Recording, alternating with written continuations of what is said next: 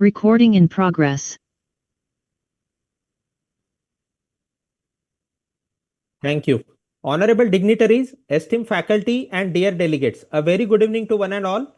I, Dr. Rishikesh, feel privileged to welcome you all on behalf of the entire team at MCure Pharmaceuticals. We at MCure are proud to present Cardio Colloquium, our highly acknowledged scientific program dedicated to exploring the multifaceted landscape of cardiology. This program serves as a bridge between knowledge and practical application, aimed at equipping us with the tools needed to enhance the lives of those affected with the cardiac diseases. I take this opportunity to extend a warm welcome to our respected moderator, Dr. K. A. Sambasivam, sir, Chairman Cardiology and Senior Interventional Cardiologist at Department of Cardiology, G. Kuppuswamy Naidu Memorial Hospital, Coimbatore. He is Associate of American College of Cardiology, Fellow of European Society of Cardiology, Asia Pacific Society of Cardiology, and CSI. He is permanent member of IMA, CSI, and Pediatric CSI. Sir has participated as chairperson scientific session in Tamil Nadu chapter CSI annual meet at Vellore in 2003. He participated as invited faculty in Kobe, Japan, advanced course in interventional cardiology meeting Tokyo 2008. Participated as faculty in Asian Interventional Cardiovascular Therapeutic Conference, New Delhi in 2012. He is recipient of prestigious Distinguished Service to Community Award by IMA Coimbatore chapter and Indian Association of Clinical Cardiology, Tamil Nadu chapter in 2014.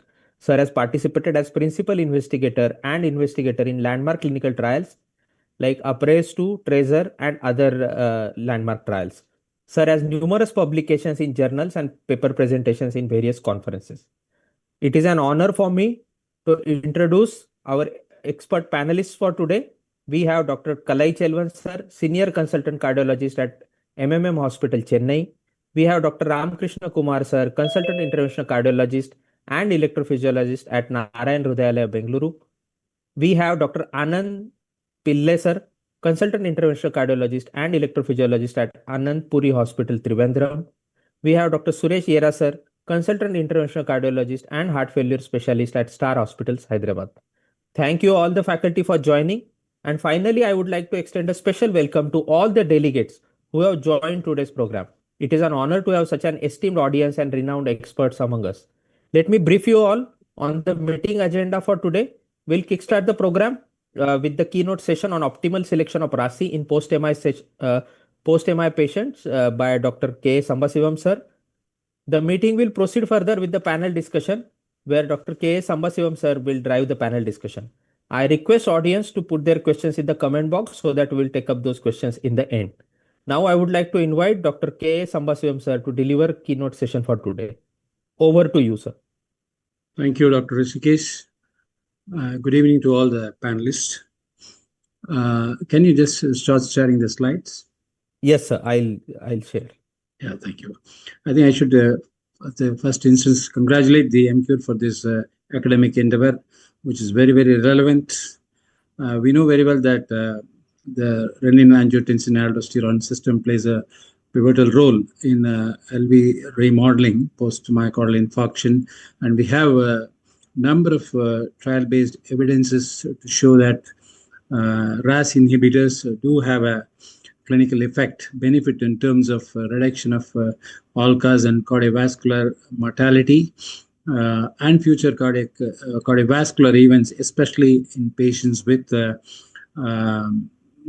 large MI, anterior wall MI, patients with LV dysfunction, patients with diabetes, chronic kidney disease. And so the next few minutes, what I'm going to discuss is what is an overview of these RAS inhibitors in post-MI patients. So how do we go about in choosing which type of RAS inhibitor in post-MI patients? Can I have the next slide? Yeah, I'm just starting with the two-patient scenario. On the left of the slide that you see is a 68-year-old gentleman who had presented with an acute interval STEMI, who was lysed with the tenactiplase and subsequently was taken up for an invasive evaluation and underwent PCI to proximal LAD.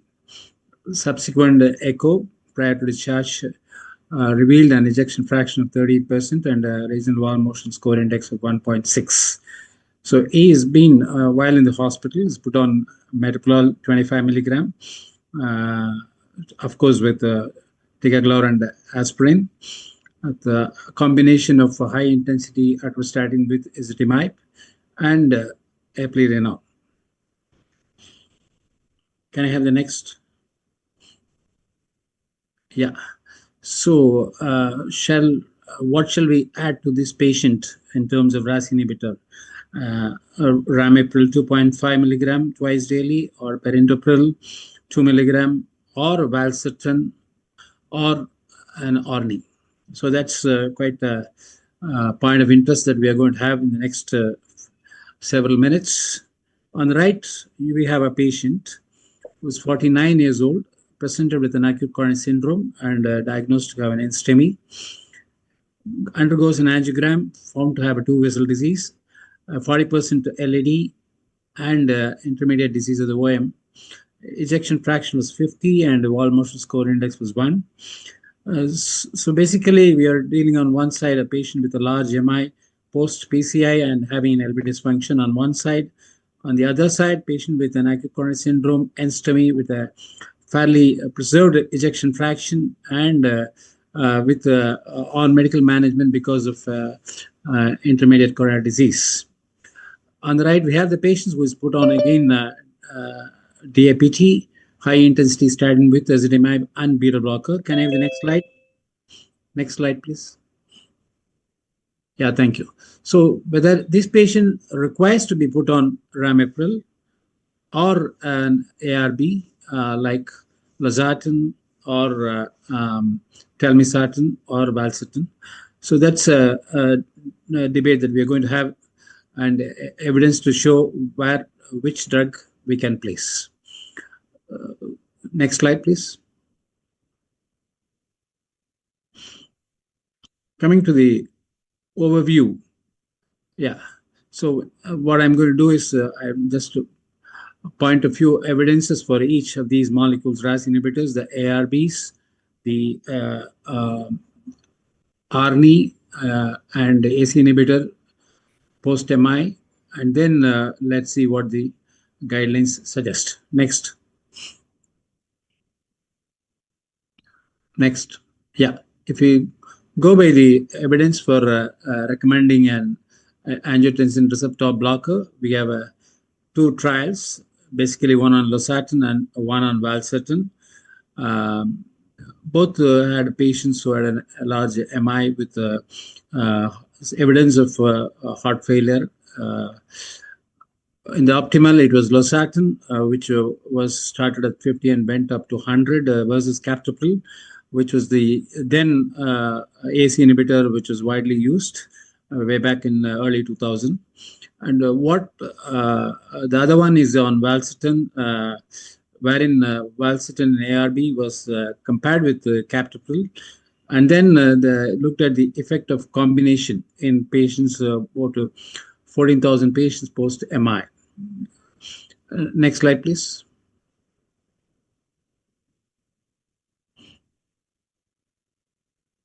Can you hear the next? Yeah, thank you. So what we found was in the optimal, compared to losartan, captopril has a non-significant better primary endpoint effect. And you can see the secondary endpoints are all statistically non-significant, but with a little favor to captopril. So the outcome was that losartan cannot be generally recommended in this population, and AC inhibitors should remain the drugs of a choice among the RAS inhibitors post-MI in this group of patients. Next. Coming to the Valiant trial, which I mentioned, looked at comparison of an ARB valsartan versus captopril, and then the effect of combination versus captopril. What they found is, as you can see, the curves, excuse me, the mortality from any cause and cause-specific mortality were similar in all the three treatment groups. And the individual endpoints, cardiovascular death, MI, or heart failure by treatment, again was not significantly different. And what it went on to find was the combination was detrimental in terms of the adverse effects. So the outcome of the trial was that valsartan was non-inferior to captopril, and the combination is not advisable. So that's the effect of the conclusion of the trial. Next slide, please.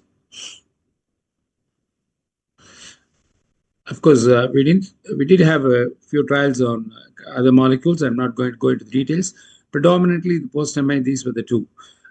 Coming to the ARNI, the drug of the decade, I would say, for heart failure, which was outcome of the Paradigm HF trial, which showed the efficacy and superiority of the ARNI over ACE inhibitors. In fact, there's only one randomized trial which made a class 1 recommendation by all these societies. But the effect was only predominantly in heart failure. But subsequently, they looked at effect of ARNI versus ACE inhibitor, the same molecule, which was compared in the Paradigm HF in the Paradise MI trial, which was presented way back in 21.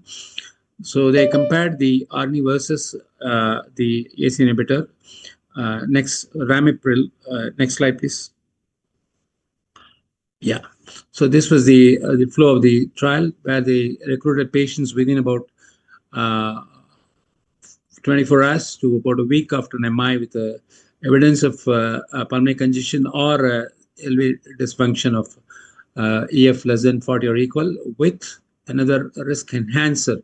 Can be age, decreased GFR, presence of diabetes, past MI, or CLIPS class 3, or a STEMI without reperfusion or presence of atrial fibrillation. Patients with the prior HF or clinical unstable patients were not included, and so were patients with the eGFR less than 30. So they compared the standard dose of ARNI versus the Ramipril standard dose, which was tried in the post-MI trials as well as the HOPE trial. So this was an event-driven trial, and the primary endpoint was this. Next slide, please. Yeah. What they found was, though there was a numerically lesser event rate with the sacubitril valsartan, it did not reach statistical significance.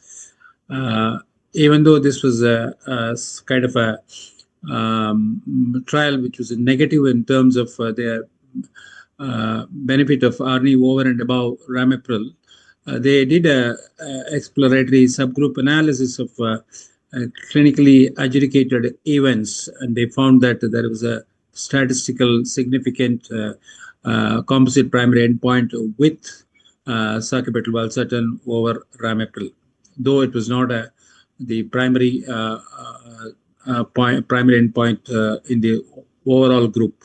Next. So next, when they looked at this outcome, you can see that the hazard ratios, both sides of the unity, and p-values are not statistically significant except for outpatient heart failure. Next. Of course, the cough was more with the Ramipril group, and the hypotension was more with the ARNI group. Otherwise, the serious adverse events were quite comparable. Next. So the summary was the primary the aim that what they tested was to show the superiority, which did not result in a significantly lower CV rate with sacubitril valsartan. Of course, the pre-specified observations of reduction in the investigated report outcome as well as the total were supporting, as I mentioned. Safety and tolerability was comparable. So because the effect was not favoring statistically in the overall group. Next slide. Yeah, these were the media repercussion of the Paradise MI trial. Sacubitril valsartan can't beat Ramipril from the Medscape.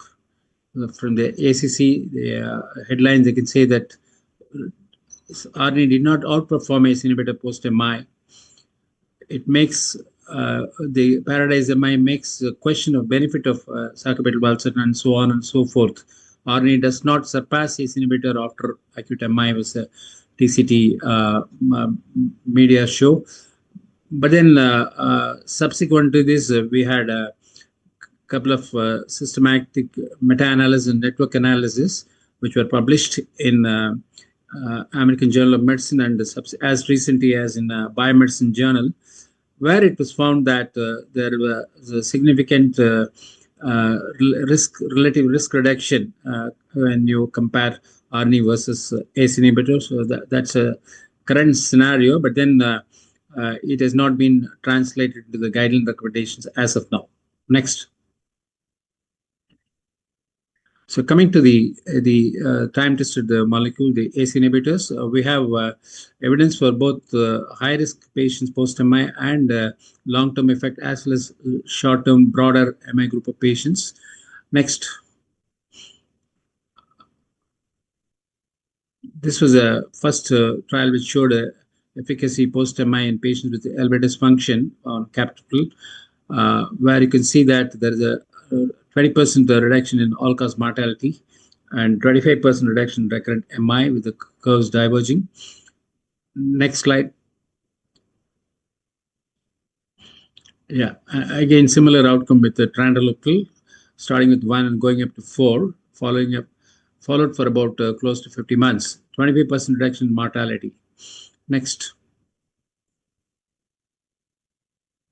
Yeah, broader group of patients, again with captopril and lisinopril and captopril, showed that there is a survival advantage with the ACE inhibitors in broader group of patients post-MI. Next. Yeah, coming to the particular molecule, ramipril. This was a trial which really made a huge impact in the placing the ramipril post-MI scenario, acute infarct ramipril efficacy, which was published way back in 1993, wherein post-MI patients with transient or persistent heart failure who were randomized between 3 and 10 days, and with the oral ramipril of 5 milligrams twice daily over and above the standard of care, showed a 27% reduction in mortality. As you can see, that curve started diverging as early, with a 19% reduction rate of MI and stroke in 6 months. Significant p-value. Next. Subsequently, after the study period was over, there's a UK group which had a extension of the effects which were looked into the patients who were earlier on ramipril, and they were followed up for about almost 60 months. And what you can see is that the survival was better, and there is a relative risk reduction of 36% with the ramipril over the next 5 years, even after the primary eye trial was over and the drug intake was over. So, which gave a conclusion that the treatment of 9 patients with ramipril for an average of 1 year will result in 1 additional survivor to 5 years. So that is the benefit that you get with the use of ramipril post-MI. Next. Then they looked at the long-term survival called IRS survival, which were again looked into the same UK group, where they were followed for about 29 years, close to 30 years, and they looked at the impact and the magnitude of impact on length of survival observed after treatment with ramipril at the dose of 5 milligrams twice daily when compared with the placebo. Approximately 30 years of follow-up in the same group, which were initially the cohorts in the eye trial, UK cohorts. Next. This was published in the Heart Journal. What they looked at, the median survival time was 8.3 years in the placebo group, whereas it was 9.6 years in the ramipril group, with the extension of life of 14.5 months. As you can see, the red one with the ramipril and the blue one with the placebo, up to about 15 years, the benefit was seen after starting the ramipril post-MI period, and the life expectancy was greatest at about 15 years, after which the curves crossed, and maybe because of the subsequent events, after the 15 years, the curves were almost identical. What it went on to say was the life expectancy was improved with the ramipril, and it was seen across all groups. Next slide. The maximal effect was seen in diabetic patients, where you can see this. The benefit was in favor of ramipril. Patients with past MI, the patients with history of heart failure, hypertension, patients with angina. You can see in all these groups the efficacy of impact of length of survival was seen with the use of ramipril on a long-term follow-up. Next. Yeah. So while overall, for every day a patient received ramipril on average, life was extended by further a day. So this was a take-home message from the IR survival long-term follow-up trial. Next study. Yeah, this was the result. Next. That was a concluding remark. Treatment with ramipril for about a year post-MI early, when it started early, results in survival benefit which is sustained over many years, and on average an extension of life of an additional 1 year, which is a huge. Next. Yeah, which AC inhibitors choose? We know very well the AC inhibitors have a definite role. Which one of the is the class effect?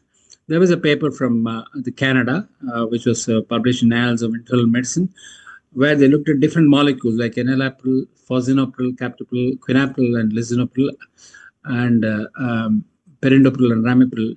And what they looked at, the post-MI patients who were elderly, or above 65, they looked at the 1 year effect. And the conclusion was survival benefits in the first year after acute MI in patients 65 years of older seem to differ according to the specific ACE inhibitor prescribed. Ramipril was associated with a lower mortality compared to other ACE inhibitors. This was from this Canadian study.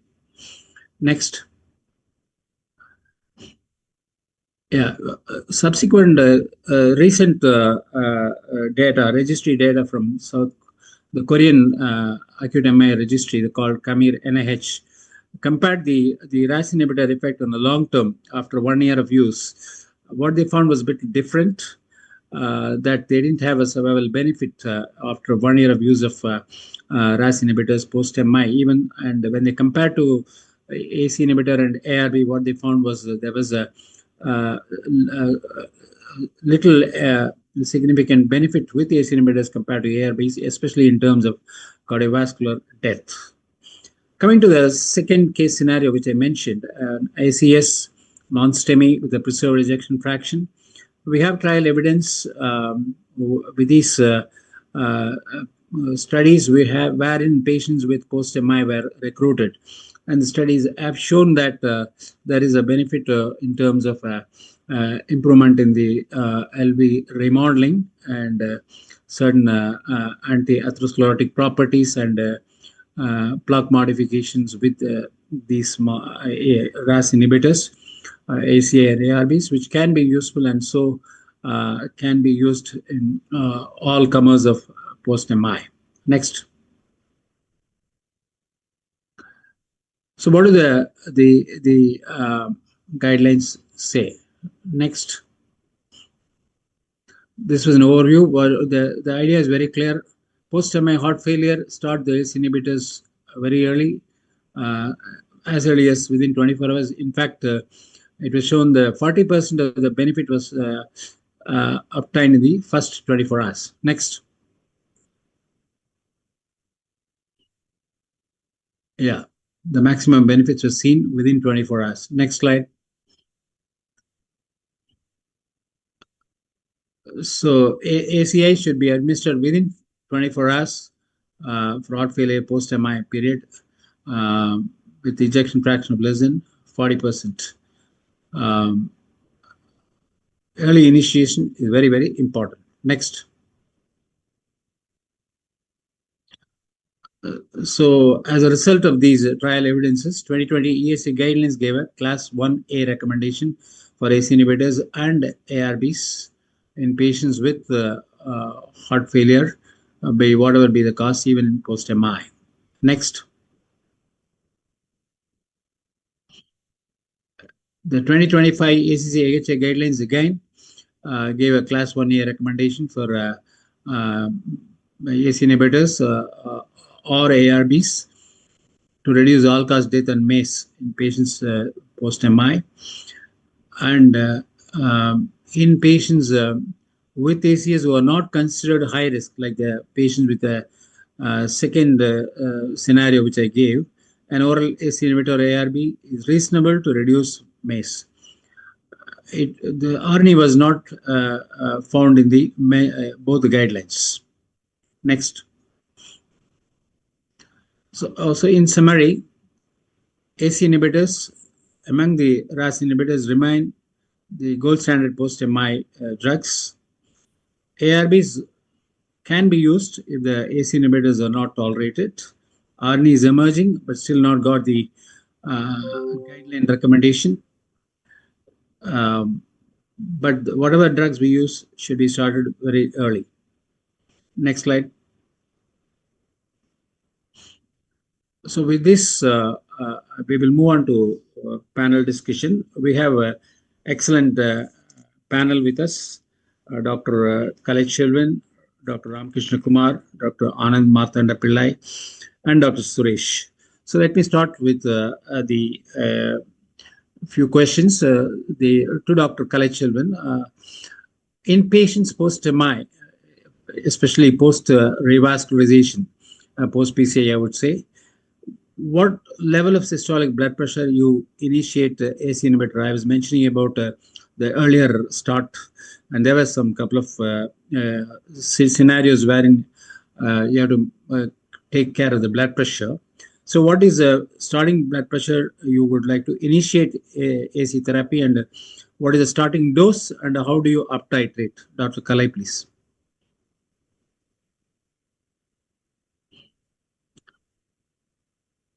I think you're muted. Yeah.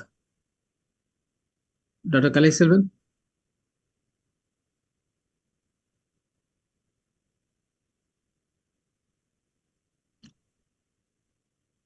Dr. Kalai, are you with us? Rishikesh? Yeah, Dr. Kalai, can you hear us? Please unmute yourself. Nisar, can you please check whether if doctor is facing any issue? Sir, sir, simultaneously we can take the other faculty if he's, I think. Yeah, sure. Okay. So while we are waiting for Kalai, I would like to move on to Dr. Ramkrishna Kumar. Can you move on the slide, please? Okay. Yeah. So a patient with an hypertension who has been on an ARB comes with an acute MI, and then you do a primary PCI. And do you switch this patient to an ACE inhibitor after this procedure, or would you be continuing the same ARB? Dr. Ramkrishna Kumar. Thank you, Dr. Sambasio. So I think as of now, we can safely say we don't have an evidence to answer this question, because I don't think we can ever have a trial to stop a drug and then restart an era in these situations. But we can probably derive most of the data from all the pre-existent trials. The guidelines clearly states that ACE inhibitors or ARNI, in this case now ARNI is not yet come into form for MI, be the first choice and ARBs as the alternative drug. Because ARB has never shown to be superior to ACE inhibitors in both the trials. In the Valiant trial, the valsartan was almost same as the ACE inhibitor. Losartan was not shown to be superior or slightly non-inferior to the drug. So as of now, ARBs are not superior to ACE inhibitors, certainly. So apart from the guidelines trials, other thing is more hypotension associated with ARB. Some of the randomized trials also show some renal dysfunction with ARBs also. But that said and done, when they compared most of the trials, be it in MI, be it in patients with high risk of cardiovascular events, patients with different comorbidities like diabetes, CKD, elderly people, ACE inhibitors and ARBs have shown to perform almost similar. There's not much difference between the two drugs most of the time. Though clinically the guidelines are stuck on to the point that use ARBs only as an alternative and ACE inhibitors cannot be used. That's what it is. Theoretically, ARBs are supposed to do better because they act at the receptor level, so that they can take care of other sources of angiotensin also. At the pathophysiological level, they're shown to reduce macrophage infiltration, MCP, and reduce the fibrosis. But in clinical effect, it has not translated to over an extra benefit over an ACE inhibitor. So that said and done, when somebody who has got hypertension on ARB and is remained stable and the medicine has worked very well, it becomes difficult to decide what to use, whether shift to a guideline specified ACE inhibitor on ARB. Probably I would stratify this patient as a low risk or a high risk patient. High risk, I would consider somebody with significant LV dysfunction, heart failure, having multiple comorbidities like AF, CKD, diabetes. Such a high risk population, I will tend towards more of an ACE inhibitor. Though at this point of time, it would be inappropriate for me to focus on ARNI. I think Paradise MI trial was not done fully well because there was type 2 errors and it was underpowered. And even when in the Valiant trial, the event rates with Ramipril was actually 20%. But if you look at the Paradise MI trial, the event rate with Ramipril was significantly lower. It was probably only some 8% or 2%. So, the other therapies had significantly reduced the mortality level. So it's a very probably not early. It's too early to say that ARNI is not helpful in MI. I'm sure we will get much better trials and ARNI in the future will certainly replace ACE inhibitor. So, but if we compare ACE and ARB in the setting of high risk, I probably tilt towards an ACE inhibitor. But if somebody who's low risk, somebody who's EF more than 50, not significant comorbidities, has been stable on his sartans, probably I'll continue sartans. The other evidence which is not with sartan is, as said, the trials have been compared only with valsartan and losartan. Most of our present patients will be telmisartan, losartan to a certain extent, and olmesartan. Now, these are not the sartans which have been conventionally tried in MI trials. Though they have been tried in part of hypertension trials or stroke trials, they have not been conventionally studied in an MI trial. So it will be slightly difficult to extend this to all this. As this article already pointed out in 2000, Watser said, when they compared all the ACE inhibitors, Ramipril was shown to be superior to other ACE inhibitors. ARBs can also have a class effect. Losartan was not superior to valsartan. They can have a class effect. So it may not be conventional to continue them in the setting of a poor LV function. So high risk, I'll certainly tilt towards an ACE inhibitor or an ARNI. Low risk, yes, probably I might still continue with the ARB. That would probably be my answer, sir. Thank you, Ramakrishna Kumar. It's excellent disposition of your decision on continuing an ARB or changing, which is based on an individual profile of the patient about the risk stratification, and then you decide whether to switch over or not. Very valid point. I think the message is very clear. Moving on to ARNI, you did mention about the role of ARNI, which hasn't come to the guidelines.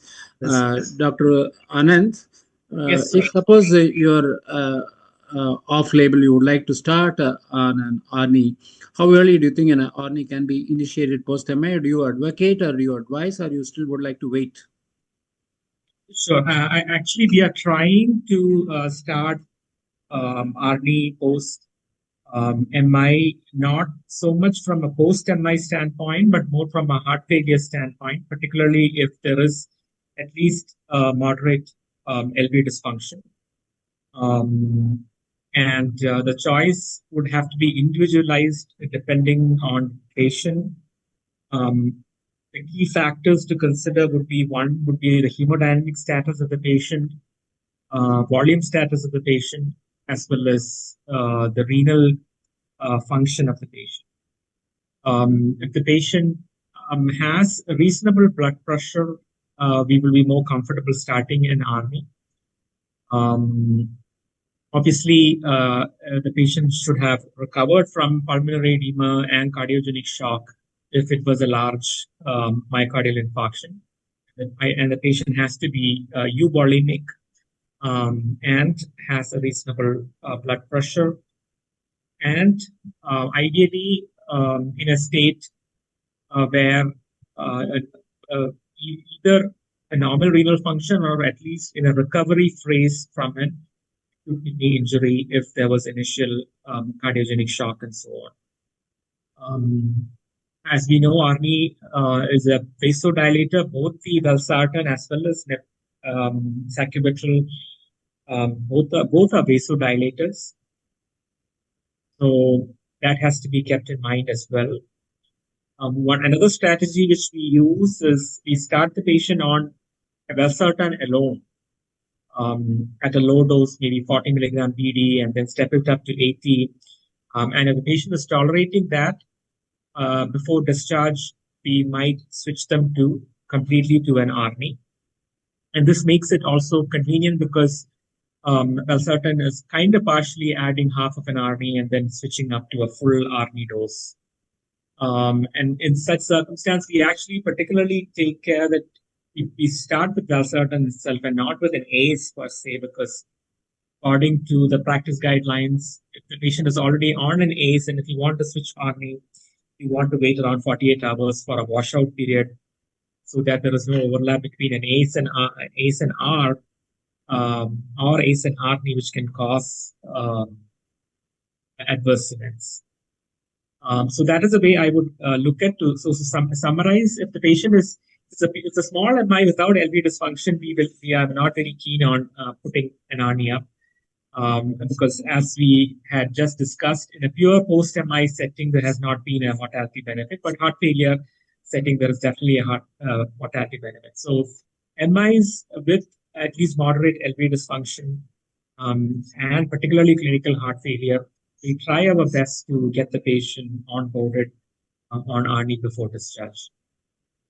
Thank you, Anand. That's a wonderful exposition. You did mention about what you do normally for heart failure patients, especially starting them on an ARB like valsartan, get the dose titrated, and then switch over instead of putting them on an ACE inhibitor, which, as you mentioned, a washout. This is a scenario where a post-MI heart failure, yes, you said you would probably start, but do you think, you mentioned the patient should become a euvolemic. In a scenario of post-MI wherein the patient is not in clinical heart failure but has got an evidence of LV dysfunction, would you like to start within first 24 hours or would you like to wait, if at all you're starting an ARNI? If the patient tolerates, from blood pressure standpoint, yes, definitely, I would like to get the patient started as early as possible. Obviously, a few days is not going to make a big difference, I feel. So at least within a few days of the MI or before discharge, as much as possible, if the hemodynamics tolerates, yes, we would definitely like to get the patient on an RA and give them the early benefit. So as we had just discussed, there are multiple axes which we are trying to attack. You're trying to block your sympathetic axis, your renin-angiotensin aldosterone axis, enhance your neprilysin axis, and so on. Okay, So, thank you. Yeah, yes. sorry, go ahead. Please go ahead. Yeah, that was it. Okay, so it's very, very, very clear point. And during his discussion, Dr. Anand mentioned that if the patient had an MI and there is no LV dysfunction, he'll be hesitating to start an ARNI he was mentioning. So that leads me to the next question to Dr. Suresh. Are you with us? Post-MI, post-revascularization, if you find LV systolic dysfunction is there, the patient is not in clinical heart failure, will you put the patient on ACA or ARNI? Thank you, sir. Thank you for the question. First of all, it's an excellent talk by Dr. Sambashivan, sir. So this question, if the patient having LV dysfunction but not symptomatic heart failure, so definitely my first, I'll put the patient on ACE inhibitor but not ARNI. If you look into the heart failure stages also, stage B, who are having LV dysfunction but not symptomatic heart failure, there is no recommendation for ARNI. Only we use ACE or ARB along with the beta blocker. So ARNI comes to play only in stage C heart failure when the patients are symptomatic. I think the same rule can be applied even for post-MI patients with LV dysfunction but not in symptomatic heart failure.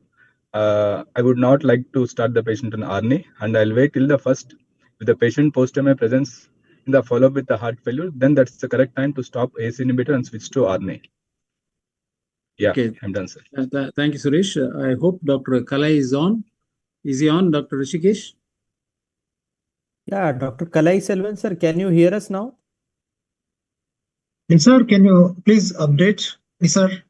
I think you spoke to Dr. Kalai. Yes, sir. Yeah, Dr. Kalai Selvan, sir, please unmute yourself. He has Is he with joined, I us? think. Is he joined? Yeah, he's there, but I don't know. Okay, Sir, so can you let's. please unmute yourself? So, Nisar, so can in you the, update the status? Nisar, hope you spoke to Dr. Kalai. Nisar. so while we were waiting for Kalai Chelvan to join, just putting a question to all the panelists. Uh, what do you think? When do you like to start a post MI patient post revasculation beta blocker on the day one, or if so, what would be the preferred beta blocker, and what dose would like to initiate, and how do you uptitrate, and what do you think about the combo of these two ACE inhibitors and beta blockers? How do you put them in perspective post MI, post revascularization? Anybody can pitch. Yeah, I would like to take the answer. So I would like to start the patient on beta blocker if the patient is not congested. So on the pressures are okay, we can start with the low dose beta blocker. And my preferable beta blocker will be short acting, like a beta log or a metoprolol tartrate initially, and then switch to a long acting before discharge. What dose do you initiate? I will start at 12.5 twice a day, and we'll titrate to 25. Subsequently, if the patient is holding on the pressures well and tolerating the beta blocker. And if the pressures are good, yeah, I will advise a combo of ACE inhibitor and beta blocker by the time of discharge. Okay. Any differences? We can No. But I think it's a fairly uh, great point that you had discussed about the choice of the drug, this dose of the drug to start with, and the point that you had driven is short acting. That is very important to adjust the dose in terms of the. In case of a first few days of MI, it's very important to have a short acting beta blocker rather than a longer acting one. Once you get the right dose, you can probably switch over. Uh, Comments from Dr. Ramkish Kumar and Anand? Yeah, so the starting time of the beta blocker, I probably start the next day or by the end of the first day, provided the hemodynamics are normal. You have to be careful when some of them have this tachycardia, 120, 130 heart rates. Or there is a tendency to start beta blockers. Sometimes some of them even put them on ivermectin. And sometimes these can be very harmful. So that's actually compensatory mechanisms many a time. If you see the pulse pressure low, where the pulse pressure is very low, it's mostly compensatory mechanisms. So in that case, you should be very careful in trying to cut down the rate with beta blocker or ivermectin. You might sometimes end up doing more harm than what is actually intended. So if the pulse pressure is good and you are sure it's not clinical heart failure, then yes, definitely. And beta blockers have to be started early, but no harm in waiting till the end of the day and then starting the next day. It's not something which needed to be started as early as an ACE inhibitor, but start as early as possible. And by convention, theoretically, it's better to start with a short acting. I think most of us in our practice, sometimes we prefer some of the long actings at a lower dosage and then gradually increase based on our clinical judgment of blood pressure and absence of heart failure. And as far as the combination is concerned, yes, when stable, certainly they can be combined. Only among the drugs of choice, we have evidence mainly only for carvedilol and heart failure. Yes, definitely we have a lot of trials, but most of it is evidence is for carvedilol, especially anti-ROL MA. But I think subsequently both the long-acting metoprolol and bisoprolol are also equally good drugs in the long run. Thank you, Dr. Ramakrishnan. Very important point you drove that in the initial period, tachycardia, you just can't jump in and put in on a beta blocker, and all the more for ivermectin, which I've been seeing being used by some of the physicians, even in the acute phase, which we do not have a trial evidence for that, and especially when you have a tachycardia as a compensatory situation, you have to be careful to start on ivermectin. That's my viewpoint. Dr. Anand, your view on this beta blocker? Usually, what we do is we start with obviously the patient shouldn't be in overt heart failure, pulmonary edema, cardiogenic shock, then obviously you wait until they recover from it and the inotropes are weaned off, and you wait for at least 24 hours after the inotropes are weaned off to get them on one of these blockers. So, on the other hand, if there is no hypotension, if there is tachycardia, as you have to be cautious, as was discussed, if it's a compensatory tachycardia, particularly if there is severe LV dysfunction, then you want to be careful. There is only mild LV dysfunction, but there is relatively heart rate is on the higher side, let's say 90, 100 or 110. I do feel comfortable starting a beta blocker. We usually start with 25 of metoprolol TDS, and then slowly either BD or TDS, and then to metoprolol 50 BD. And then by the time the patient is getting for discharge, we switch the patient to extended release beta blockers. My comments on ivabradine is, as we know that ivabradine as such is a direct sodium pacemaker channel blocker only, and therefore it selectively reduces the heart rate without causing any negative inotropic effect, which the beta blockers cause. Ivabradine is kind of a safer drug in this scenario.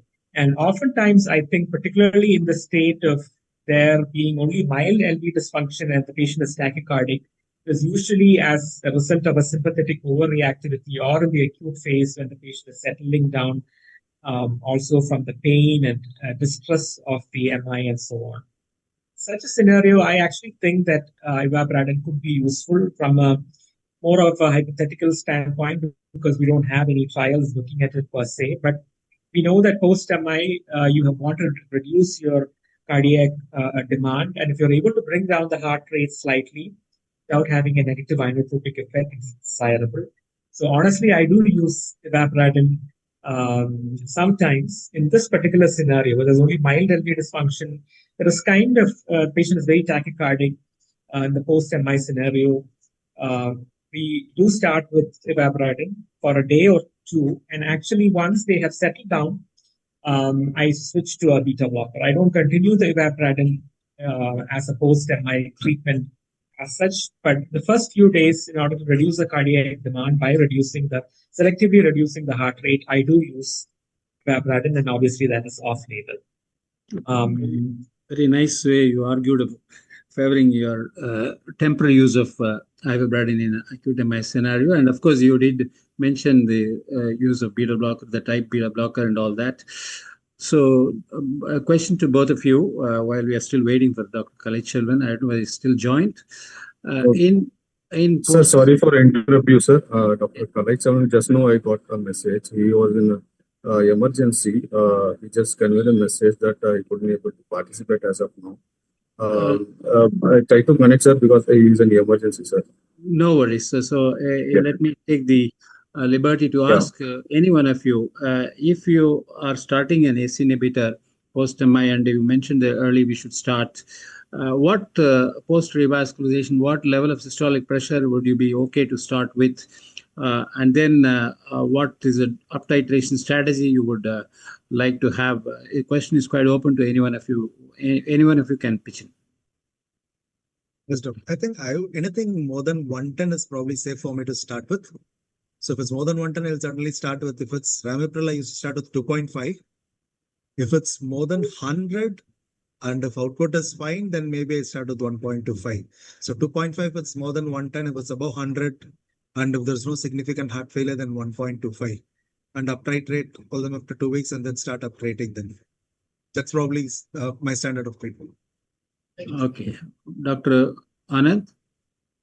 So yeah, I think I would also go with the 110. 110 is a safe, reasonably safe blood pressure to go with. I generally use perindopril, actually, 4 milligrams of perindopril. Honestly, because earlier on, ramipril patients of all the ACEs that I have used, ramipril is the one which has caused the dry cough side effect predominantly. So we have kind of switched to perindopril, which at least we don't have a lot of side effects. And so we usually start with 4 of perindopril, which is usually tolerated, and then we up-titrate depending on how the patient tolerates it. Okay, Dr. Suresh? Since like more than 110, I would start with the 2.5 of ramipril, and then apply it to twice a day. The BP is good by the time of discharge or during the first follow-up. Okay, while on this, just deviating from the post-MI scenario, all of us would be probably managing inpatient heart failure. Would you apply the same systolic pressure as the cutoff for starting these drugs in heart failure patients who are admitted with worsening or acute decompensated, or even a lower systolic? Because time and again we have seen our patients, most of the times we were not able to initiate or uptitrate because most of the time their systolic blood pressure is hovering around 80 to 90. So your view on that? In heart failure, I would start with when the systolic BP is more than 100. I would like to start with a half dose of RNA, that is 50, half 25. And if I think the patient is not tolerating, I would first start with a night dose. Then if the patient is doing okay, then I start with the morning dose. That's how I do. So when starting the RNA, even in more than 100, I start with a half dose of 50. We'll start with the RNA as soon as possible, along with the decongestive therapy. Any other comment on this, or shall we move on to the next one? The thing is, we always base these biomarkers, especially the NT-proBNP in patients who present with a heart failure. Do you think we'll initiate the RNA or ACA based on the NT-proBNP level, or you don't choose based on that? Question is open to Dr. Ramkrishna Kumar or Anand or even Suresh. So NT-proBNP now it's a marker which is used for diagnosis, prognosis, and to assess efficacy. It ideally would not help you to choose a drug, RNA or ramipril. So that is purely based on the clinical situation, EF, or on the clinical guidelines. I don't think the lab report can help you to choose over the drug. The lab report is helpful only for you to diagnose, prognosticate, or to assess the efficacy of the drug. The Paradise MI trial also clearly showed that the event rate with both ramipril or RNA was the same, though the significant reduction of NT-proBNP was shown with drug. It did not translate to any event reduction. But in a subset of patients, the STEMI patients were found to have more NT-proBNP than the other subset because of microvascular dysfunction. So when they took that substudy, they probably felt that RNA will probably fare better than ramipril in that subset of population. But then again, I don't think it boils down to the NT-proBNP. It boils down to the clinical situation of STEMI, the significance of heart failure. So we should probably stick on to what the guidelines say. The guidelines says that as of now, RNA can be started de novo, or in those patients on safe drug of ACE inhibitors, RNA can be substituted for ACE inhibitors, and probably that should guide our treatment rather than the level of NT-proBNP. Message is very clear. Anand or Suresh, do you have anything to say on this? Completely agreed with you, sir. We can't decide a drug based on NT-proBNP. I totally agree with Dr. Ramkrishna Kumar, sir.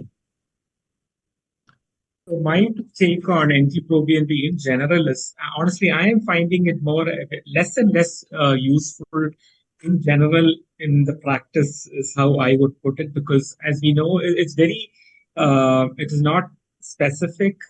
And then there are umpteen conditions where BNP can be elevated, as we know from our general experience. It is an inflammatory marker. It goes up with sepsis and ARDS and acute kidney injury. And pretty much any inflammatory condition, BNPs can go up by itself or secondary to it causing LV stretch due to hemodynamic changes. So in general, I don't find it very useful. The only scenarios I think it is useful is if a patient comes with, let's say, dyspnea without a lot of other multi-system involvement. There's clearly no sepsis. source or anything, and then you want to differentiate it from a, let's say, respiratory dyspnea versus cardiac dyspnea and so on, maybe it will help. And then obviously it has a very good negative predictive value. So in that case scenario, it might help. And for serial follow-up of heart failure also, I'm not so sure. Well, let's say if there is a very recurrent heart failure patient whom you're kind of very closely following up on, who keeps on coming back with recurrent heart failure, in such scenarios, maybe it might be specifically be useful, let's say, getting a level before discharge and finding out what their pre-discharge baseline is. And then if they come back with a so-called heart failure episodes, repeat value, maybe. But in general, I'm actually finding PNPs less and less. That is just my personal take. Right. Thank you. Thank you, Anand. And the opinion is very clear. We don't use NT-proBNP biomarker as a deciding marker for choosing any of these drugs. Maybe it can be used to guide the therapy in terms of how you are able to decongest the patient, especially as was pointed out by Anand. There are a lot of comorbs which these patients will have a CKD or a respiratory infection which can alter, and so we don't go by the NT-proBNP value for choosing. Let's move on to the next one. Question to Dr. Anand and Suresh. If you can comment on what do you think about the second scenario, patient scenario that I gave you, an ACS NSTEMI, whether he had a revascularization or not. Will you be starting all these patients on AC inhibitors or RAS inhibitors to get the mortality benefit? What's your comment on this? Unless the patient had LV dysfunction or the patient is diabetic, I usually don't start on ACE inhibitors or AR base.